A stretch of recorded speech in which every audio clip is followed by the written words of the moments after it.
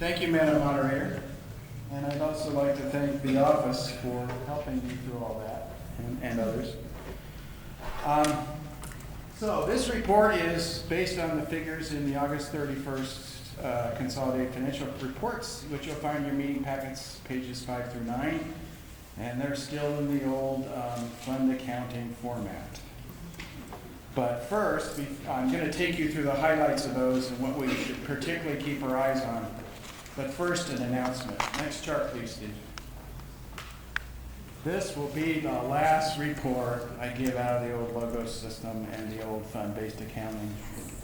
We have now accomplished changing accounting systems to QuickBooks.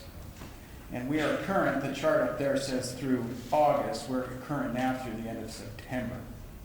And we have stopped entering into the old system. We stopped that at the end of August. The way we did it is we took all the balances at the beginning of this year, put them in QuickBooks, and then we duplicated every transaction we had already put in QuickBooks, our logos into QuickBooks, and then we just went from there at the end of each month, making sure our checkbook was balanced and that everything had the same balances as in logos. It was a lot of work, and I particularly want to thank our temporary bookkeeper, Alan Brady, who's been just a delight to work with. So there will be reports in a new format for the next Presbytery meeting. And I also hope that I can get them so that they're 1 month later than they've been out of logos. Be a little more flexible. Changing accounting systems is not easy, and reporting's hard. Changing it financially, it's like changing your skeleton, reaching in and changing every single bone in your body. And so those of you on committees, you're going to get reports in different formats than you're used to, and we're going to start a dance where you're going to react to them, and I'm going to go make more changes or cause more changes to be made. And we'll eventually get to where we all are very happy. All right, next chart, Steve. So I was sitting there working with PowerPoint to create this chart deck from the previous Presbytery meeting and decided I was indeed a broken record because in this chart all I had to do was change the numbers. None of the other words. So these are the 5 things that I think is most important just at a really high level to think about as any financial organization or as a Presbytery. Our overall wealth is holding steady. That's measured as our total net assets on the statement of financial positions. It's almost $11 million. Can we pay our bills? Yeah. We have $182.66 in the bank or reserves or in the endowment for every dollar that we owe somebody. So yeah, we can pay our bills. You wish at home you had this situation. Are we within the budget? Well, we've had shortfalls in per capita and partnership giving so far this year, but they've been made up for even bigger shortfalls in our program and other budgeted spending. So we're just fine. We're within the budget. In fact, we might close over budget. Did we meet our program goals? Well, we're not spending up to budget in many programs, and I'll have a little more detail on that. And are we over our personnel costs? No, we're under budget so far by almost $34,000 in the end of August. So we're fine there. And again, our total assets have ballooned opposed to where we were 3 years ago. They've almost doubled, and that's been with the real estate we received as we had some dissolutions of congregations. So more than about $5 million of our assets is tied up in real estate right now. Next chart, please, Steve. So we've been looking at, and probably will no longer be looking at things as an administrative fund, program fund, reserves, endowment, real estate, and then personnel. This will appear a little more mixed going forward, although we're keeping the ability to tell administrative versus program aspects apart in our reporting. Per capita, the most important thing on this page, at the end of August was coming at 95.6% of the budget, under by about $21,000. That's a little that's good. Then it's been 3 congregations caught up during the month of September, and so we've made some progress. And I think some additional ones did in October. But I'm projecting this will come in under budget a little. We've had an incredible year in both the stock and bond markets. I can't remember as an investor the last time stocks went up 15% and bonds also went up in the same year. That's amazing. That has generated a huge $450,000 or so increase in our reserves and endowments in unrealized gains, which makes things look really good. I should retire as treasurer this year. The Presbytery committees are well under their budgets in terms of spending. Personnel expense for the administration side is a bit over budget, but on the program side it's under. We're a little over budget because of this accounting shift thing. Professional equipment, fees, bringing in consultants and so on, so forth.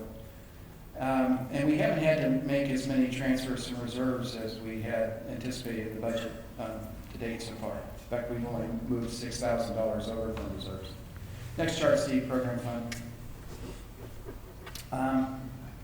The deficit so far in the program budget is about $61,000. Some of that is due to the fact we've only collected 96.2% of Presbyterian partnership giving. So it's a little behind. But it's not really bad. I mean, there have been many years where it's worse. By the end of September, we were almost at $391,000 in partnership giving.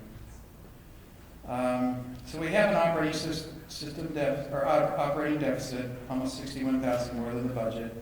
But a lot of that is because we haven't transferred any money in from our reserves. And a lot of that is because we haven't spent as much on programs as we have budgeted. So that's why it says the ministry groups have spent $126,000 less than budgeted. And that has led to very low transfers from reserves. And again, our personnel expenses were $41,000 under the budget. So that helps make up for issues. Next chart, Steve. A little bit about where we are spending out of our reserves. First of all, I added to the reports columns so you could see where we were in our reserves a year ago and at the end of last year. So versus a whole year ago, our administrative reserves have actually increased almost 1%, which is excellent when you're expending out of reserves all the time. That's good news. The program administrative reserves are down about 2.5%, and I'll get to why. We have this category called administrative unrestricted reserves, which is down 6.4%. That's where, if we can't figure out what else to take it out of, it comes out of the administrative unrestricted reserves. And it would be a bad thing if those kept declining every year. A lot of that was transfers in of funds for the technology grants. We spent unbudgeted amounts on Utranium and some things like that, and that's where they hit. The program ministry reserves as a total group decreased 2.5% over the last 12 months. So that's accounts like Barnabas, Peacemaking, the new congregational development or new ministry team grants, and other savings accounts. And those are meant to be spent over time. It's just that they're not all renewed by offerings. Peacemaking is renewed, some other ones are renewed. But not all of them are renewed by offerings. Many of them are renewed by selling buildings once in a while, like Barnabas Fund.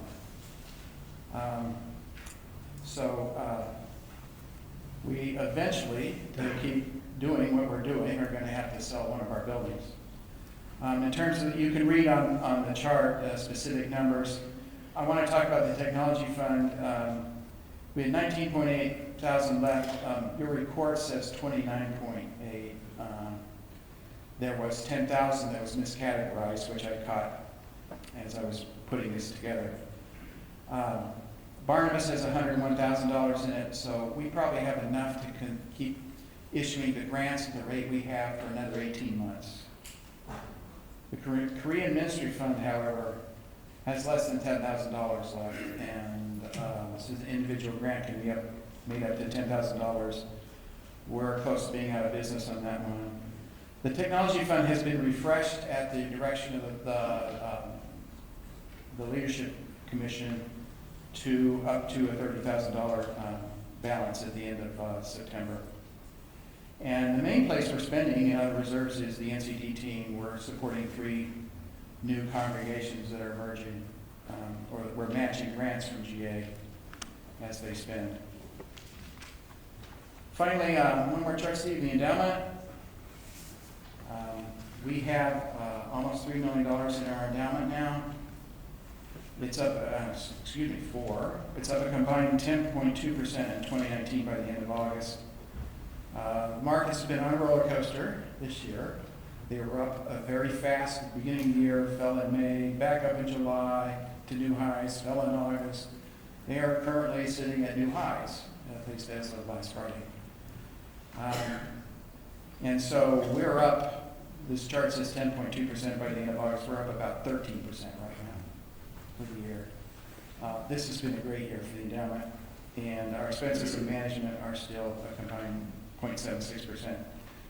But our 2 managers are not quite hitting their benchmarks because we're broadly diversified. We're diversified in international stocks and emerging stocks and real estate and a number of other things, so that this year it's been the U.S. stock markets that have been overperforming. If they were to start falling, we would not fall as quickly as they would. So we're broadly diversified, which holds us back a little in a great year like this. Will be very much to our benefit in worse years. So a little safety there.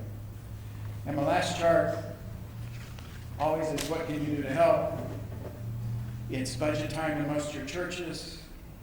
Please pledge partnership support. Please put in there to pay your per capita at the current new rate, which you'll find out tomorrow morning.